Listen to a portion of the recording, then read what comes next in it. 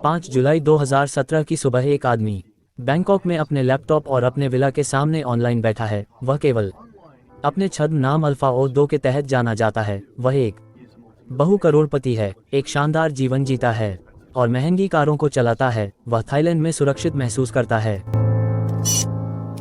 अचानक उसने अपने घर के सामने एक जोरदार धमाके की आवाज़ सुनी। एक महिला ने अपनी टोयोटा कैमरी को उसके सामने वाले गेट से टकरा दिया।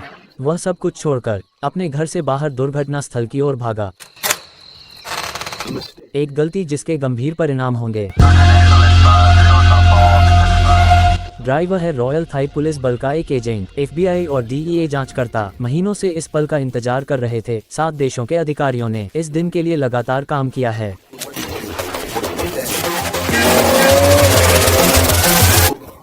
डार्क वेब के राजा की तलाश आखिरकार खत्म हो जाएगी।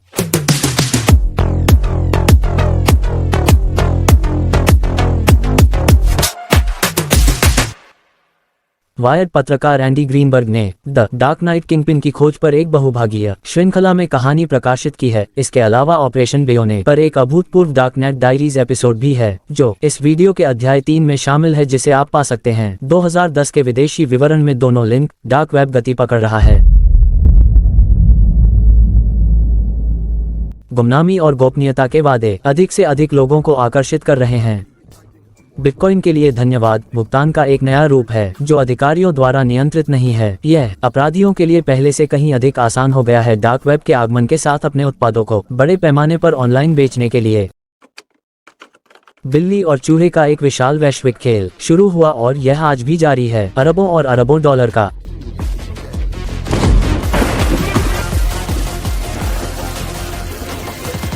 सिल्क रोड शायद सबसे प्रसिद्ध डार्क वेब मार्केटप्लेस है आज तक। प्लेटफॉर्म फरवरी 2011 में लाइव हुआ और अविश्वसनीय रूप से लोकप्रिय हो गया। 1 लाख से अधिक ग्राहकों ने वहां दवाएं खरीदी, लेकिन केवल 2.5 साल बाद साइट का संचालक पकड़ा गया और सिल्क रोड ऑफलाइन हो गया।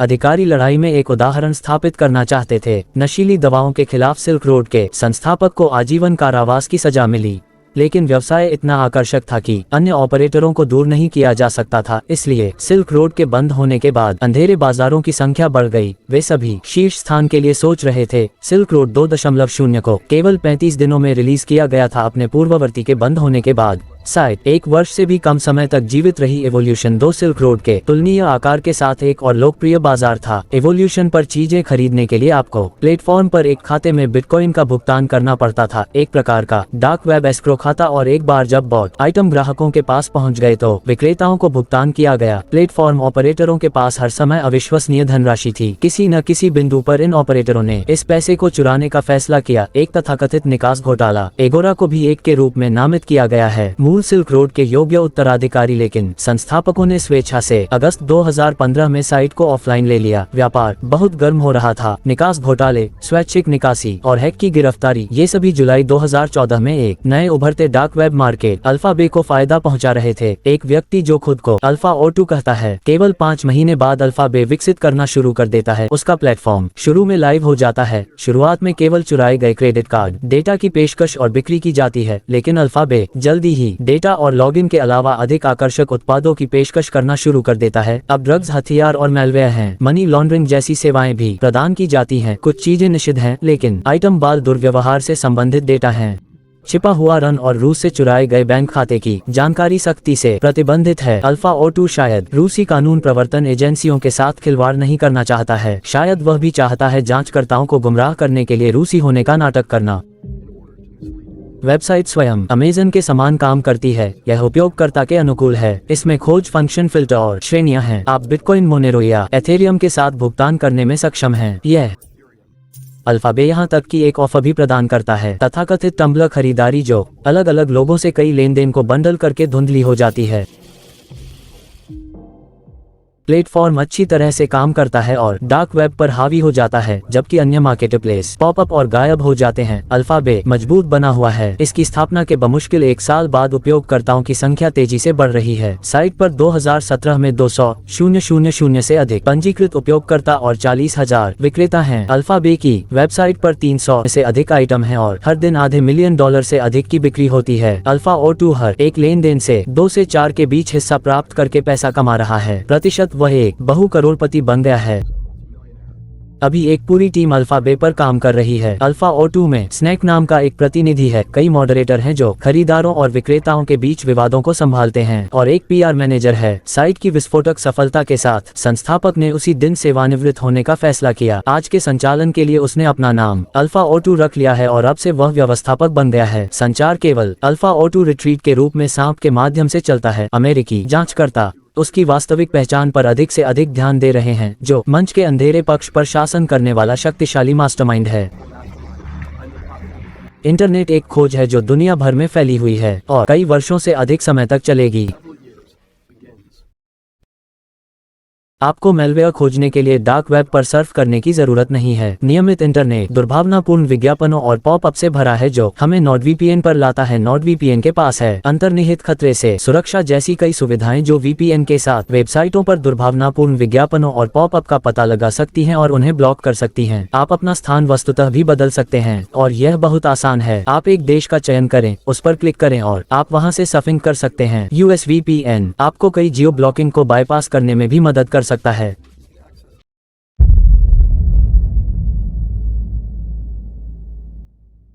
अमेरिकी जांचकर्ता ये पता लगाना चाहते हैं कि अल्फा आधारित सर्वर कहां स्थित हैं। सर्वर तक पहुंच के साथ वे प्लेटफॉर्म को बंद कर सकते हैं या गुप्त रूप से इसमें घुसपैठ कर सकते हैं और शायद ऑपरेटर के IP पते का पता लगा सकते हैं, जो टोर जैसे नेटवर्क से जुड़े उपयोगकर्ताओं और सर्वर के स्थानों के बारे में जानकारी प्रदान करते हैं। वेबसाइट अनुरोधों को दुनिया भर में कई यादृच्छिक सर्वरों के माध्यम से रूट किया जाता है। कई सर्वरों के माध्यम से रूटिंग का पता नहीं लगाया जा सकता है। इससे ये पता लगाना जानबूझकर मुश्किल हो गया है कि सर्वर ऑपरेटर और विक्रेता कहां स्थित हैं, क्योंकि अमेरिकी जांचकर्ताओं को एक अलग तरीके से शुरू करने की कोशिश करनी पड़ी। प्लेटफॉर्म को ब्राउज करना और विक्रेताओं द्वारा किसी भी गलती की उम्मीद में गुमनाम रूप से दवाएं खरीदना, शायद उत्पादों की पैकेजिंग या डाक टिकट संबंधित ड्रग डीलर की पहचान का सुराग दे सकते हैं। फिर वे उसे गिरफ्तार कर सकते हैं। लेकिन ये सिर्फ छोटे मछली विक्रेता हैं जो आते हैं और चले जाते हैं। जांचकर्ता चाहते हैं अल्फा O2, लेकिन अल्फाबे के पीछे का मास्टरमाइंड हर सावधानी बरतता है। ऐसा लगता है कि वह खेल के हर नियम को जानता है। इसलिए जांचकर्ता दिसंबर 2016 तक हताश हो जाते हैं। रॉबर्ट मिलर फ्रेस्नो कैलिफोर्निया में अपने डेस्क के पीछे बैठता है। वह अमेरिकी ड्रग कानून प्रवर्तन DEA के लिए काम करता है।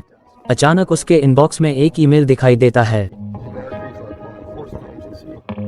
ऐसा लगता है जैसे प्रत्येक उपयोगकर्ता जिसने इस पर पंजीकरण किया था उस समय वेबसाइट को एक स्वागत योग्य ईमेल प्राप्त हुआ था। इस ईमेल के मेटाडेटा में सच्चे प्रेषक का ईमेल पता दिखाई दे रहा था। उन पहले स्वागत ईमेल में से एक को सहेज लिया था। टिपस्टर अल्फा O2 के पहले ग्राहकों में से एक था, एक प्रतिस्पर्धी साइट का संचालक जिसे किसी तरह से मेल मिल गया। कौन जानता है कि उसने चुपचाप अल्फाबे को डार्क वेब में बढ़ते हुए देखा और फिर मेल पता DEA को सौंप दिया।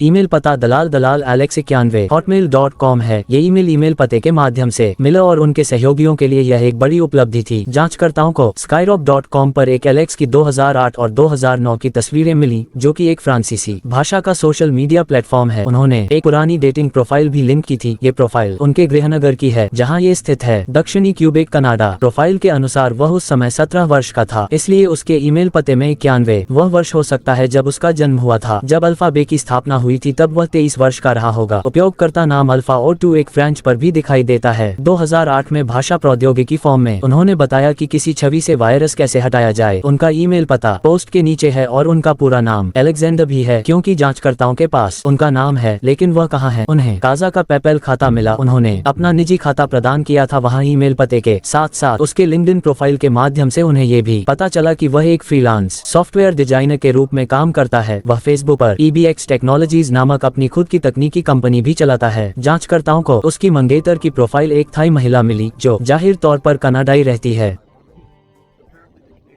थाईलैंड में क्लू के प्रमुख जांचकर्ता देश की राजधानी में पहुंचे।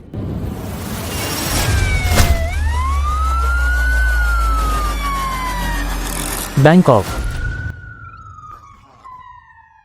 थाई अधिकारियों की मदद से जांच टीम ने शहर में कैसास के स्वामित्व वाली 3 संपत्तियों की पहचान की। एक घर एक गेटेड समुदाय में स्थित है। अल्फा ओ 2 अपनी पत्नी के साथ वहां रहता है। उसके पास बैंकॉक के बाहरी इलाके में एक दूसरा घर और 3 मिलियन की हवेली है। उसके पास फुकेट में एक अवकाश गृह भी है और वह साइप्रस में एक और विला खरीदने की प्रक्रिया में है। जांचकर्ताओं ने उसका पीछा करना शुरू कर दिया है।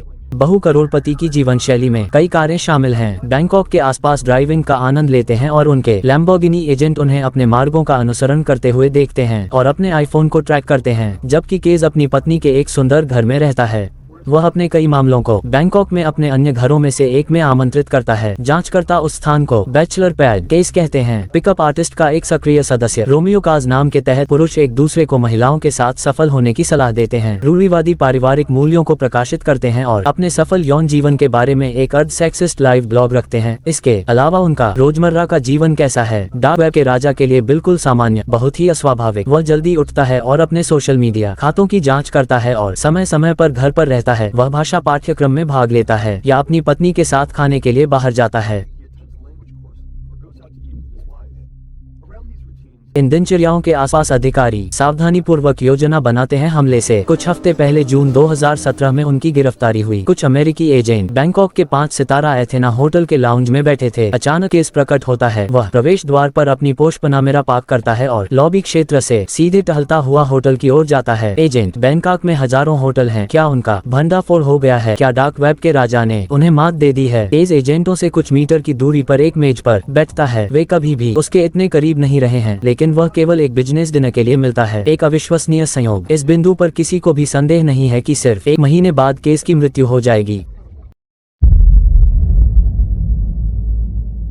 अल्फा बे इस समय दुनिया का सबसे बड़ा डार्कनेट बाजार है। यूरोप में प्रतिस्पर्धा है। हडसन मार्केट तेजी से बढ़ रहा है, जिससे यूरोपीय अधिकारी व्यस्त हैं। डच जांचकर्ता एक सुरक्षा शोधकर्ता की सूचना के कारण हसा मार्केट के सवर ढूंढें। वे नीदरलैंड में एक डेटा सेंटर में स्थित हैं। एक अनूठा अवसर उत्पन्न होता है। वे सवर की निगरानी करते हैं, डेटा की प्रतिलिपि बनाते हैं और साइट के ऑपरेटरों से अनगिनत चैट प्रविष्टियों के माध्यम से खोज करते हैं। ये पता चला कि ऑपरेटर जर्मन है, जो शायद अभी भी जर्मनी में रहते हैं। जर्मन संघीय आपराधिक पुलिस PKA के साथ मिलकर डच हसा मार्केट को अपने नियंत्रण में लाना चाहते हैं, लेकिन अचानक हेंसेन मार्केट डच सवर से गायब हो गया है। व्यवस्थापकों को शायद पता चला कि उनके सवर थे ऑपरेटरों की चैट में कॉपी किया गया है। अधिकारियों को कुछ बिटकॉइन पते भी मिलते हैं। वे इन बिटकॉइन वॉलेट के लेन देन को ट्रैक करना शुरू करते हैं, जब तक कि वे एक टच क्रिप्टो एक्सचेंज पर समाप्त नहीं हो जाते। वे एक्सचेंज से संपर्क करते हैं और बिटकॉइन के लिथुएनिया की ओर ले जाने वाले डेटा के लिए पूछते हैं। वहां के अधिकारी जर्मन और डच नए सर्वरों का पता लगाने की कोशिश करते हैं। इस बार अधिकारी हमला करना चाहते हैं, लेकिन कुछ अप्रत्याशित होता है। FBI यूरोपीय अधिकारियों को अल्फा ओ 2 को गिरफ्तार करने और अल्फा बे ऑपरेशन को बंद करने की अपनी योजना के बारे में बताता है। DEA में FBI के नेतृत्व में और इसमें कुल 7 देशों की कानून प्रवर्तन एजेंसियों का सहयोग शामिल है। यूरोपोल भी इसमें शामिल है। FBI को निर्देश दिया गया है कि वह अल्फा बे को हटाने के लिए तब तक इंतजार करे जब तक जर्मनों के सहयोग से डच हंसा पर नियंत्रण नहीं कर लेते। यदि अल्फा बे को हटा दिया गया तो हंसा बाजार नए खरीदारों और विक्रेताओं से भर जाएगा। ये अक्सर डार्क वेब में होता है जब कोई साइट बंद हो जाती है या यदि कोई निकास घोटाला होता है तो ग्राहक और डीलर बस चले जाते हैं, लेकिन इस बार ग्राहक और डीलर चले जाएंगे। वह साइट जिसे कानून प्रवर्तन द्वारा अपहृत कर लिया गया है, उस डेटा के साथ डच हजारों संदिग्ध अपराधियों को दोषी ठहरा सकता है। अलेक्जेंडर को कुछ भी पता नहीं है। वह अपनी लैम्बोर्गिनी में बैंकॉक के माध्यम से ड्राइव करना जारी रखता है, अपने पसंदीदा फॉर्म पर बकवास लिखता है और 20 जून 2017 को अपनी पत्नी को धोखा देता है। मिशन का एक हिस्सा सफल हो गया है। लिथुएनिया में डेटा सेंटर पर डच बलों द्वारा हमला किया गया है। उसी समय जर्मन अधिकारियों ने हेंसेन मार्केट और सेगन और कोलोन के 2 ऑपरेटरों को गिरफ्तार कर लिया है। ऑपरेटर अपनी गिरफ्तारी से पहले किसी को चेतावनी नहीं दे सकते हैं। हंसा मार्केट डच नियंत्रण में है और कोई भी नहीं डार्क वेब में इसके बारे में पता है। 5 जुलाई 2017 बैंकॉक अब कारणों के लिए वारंट है। आज रॉयल थाई पुलिस DEA और FBI उसे गिरफ्तार करेगी। अल्फा ओ 2 को आखिरकार 2 साल से अधिक समय के बाद नीचे रखा जा सकता है। एक grey Toyota Camry. Royal Thai police बल के एजेंट के साथ काजी के घर की ओर जाने वाली सड़क समाप्त होती है। वह सुरक्षा गार्ड को बताती है कि उसने गलत मोड़ ले लिया है। वह मुड़ना चाहती है, लेकिन अनजाने में एक छोटी सी दुर्घटना हो जाती है, शोर और अराजकता के कारण। इसके बारे में सोचे बिना अनायास बाहर आ जाना चाहिए। ये हिस्सा इष्टतम स्थिति में महत्वपूर्ण है। जब उसे गिरफ्तार किया जा रहा हो तो उसके डिवाइस अनलॉक रहना चाहिए। यदि उसकी हार्ड ड्राइव लॉक और इंक्रिप्टेड थी तो अधिकारियों के लिए अल्फा बे तक पहुंचना मुश्किल होगा। काजी अपने घर छोड़ देता है और टोयोटा के पास जाता है। उसके पास एक सेल फोन है। अचानक कई अधिकारियों ने मामलों को पकड़ने की कोशिश की। वह संभवतः अपने कंप्यूटर को बंद करने के लिए वापस अंदर भागने की कोशिश करता है, लेकिन वह काबू में आ गया है। जांचकर्ता उसके घर में भागते हैं और उसके लैपटॉप की तलाश करते हैं। वह बेडरूम में था और स्टैंड बाय पर नहीं। अधिकारियों ने उसे पकड़ लिया है। अल्फा O2 अभी भी अल्फा बे होस्ट करने वाले सर्वर में लॉग इन है। जांचकर्ताओं ने लैपटॉप की खोज की और अल्फा बे वेबसाइट और सर्वर के लिए कई पासवर्ड ढूंढे। कनाडाई के पास $23 मिलियन की फॉर्चून है। अधिकारियों ने उसकी लग्जरी कारों, घरों को जब्त कर लिया है। एक हफ्ते बाद 12 जुलाई को अलेक्जेंडर काजीज की मृत्यु हो गई। उन्होंने हिरासत में रहते हुए आत्महत्या कर ली। डार्क वेब का राजा इतिहास बन गया है। अल्फा बे को बंद करना अधिकारियों को जानबूझकर कुछ समय के लिए गुप्त रखा जा रहा है। जब प्लेटफॉर्म अचानक ऑफलाइन हो जाता है तो कोई नहीं जानता कि क्यों। एक निकास घोटाला हैक ऑपरेटरों को उम्मीद के मुताबिक सेवानिवृत्त कर दिया गया है। अनगिनत उपयोगकर्ता 4 सप्ताह तक हंसामार के सहित अन्य डार्कनेट प्लेटफॉर्मों पर चले गए। डच अधिकारियों ने देखा हजारों अपराधी इस मंच पर व्यापार करते हैं। वे मूल्यवान साक्ष्य एकत्र करते हैं। इसलिए 20 जुलाई 2017 को हैंजा बाजार भी बंद हो गया। उसी दिन अमेरिकी न्याय विभाग ने अल्फा बे और हंसा के अंत की घोषणा की, जो आज वैश्विक अधिकारियों के लिए एक बड़ी सफलता है। न्याय विभाग ने डार्क वेब मार्केट अल्फा बे को हटाने की घोषणा की। ये विश्व इतिहास का सबसे बड़ा डार्क मार्केट वेब प्लेस है। डार्क वेब अपने आप में एक बुरी तकनीक नहीं है, केवल अपराधियों के लिए। हमें इंटरनेट पर ऐसे स्थानों की आवश्यकता है जिसमें विस्लब्लोअर और पत्रकार हों। अल्फा बे जैसे अपेक्षाकृत सुरक्षित बाजार अभी भी तस्वीर का हिस्सा हैं। अवैध दवाओं, हथियारों, नकली धन और मेलवेयर की मांग बहुत अधिक है। अल्फा बे में हैंसन मार्केट को ऐसा करने में अधिक समय नहीं लगा। भूल जाएं कि उपयोगकर्ता अन्य मौजूदा प्लेटफॉर्मों पर आते हैं। कई नए डार्कनेट बाजार उभरे और खुद को पूर्व बाजार नेताओं की तुलना में बेहतर स्थिति में रखा। रूसी डार्कनेट मार्केट हाइड्रा 2021 में अल्फा बे के आकार के 2 गुने से भी अधिक था। इसे भी बंद कर दिया गया था। जर्मन और अमेरिकी अधिकारियों ने अब डार्क वेब के राजा के खिताब के लिए एक नई प्रतियोगिता शुरू कर दी है। एक होनहार दावेदार वह सांप है जिसने 2021 में अल्फा बे को फिर से लॉन्च किया और आज भी डार्कनेट बाजार चलाता है।